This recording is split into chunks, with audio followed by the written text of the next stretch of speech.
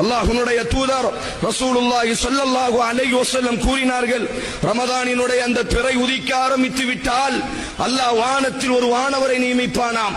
அழைக்கக்கூடிய வானவராக அவர் இருப்பாராம். மனித சமூகத்தை நோக்கி அழைப்பாராம்.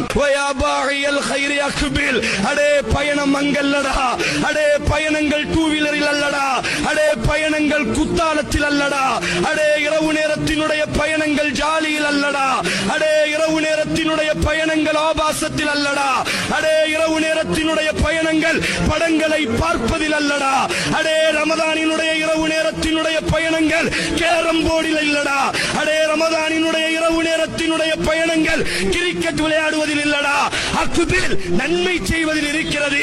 முன்னோக்கி வந்து கொண்டே இரு. தீமை செய்யக்கூடியவனே, இந்த மாதமாவது சுருக்கிக்கொள், இந்த மாதமாவது நீ தவறு செய்யாதே, இந்த மாதமாவது உன்னுடைய தவறை நிப்பாட்டிக்கொள் என்பதாக ஒரு வானவர் அறைக்கிறார் என்று சொன்னால் அங்கே இன்றைக்கு அந்த கூட்டம்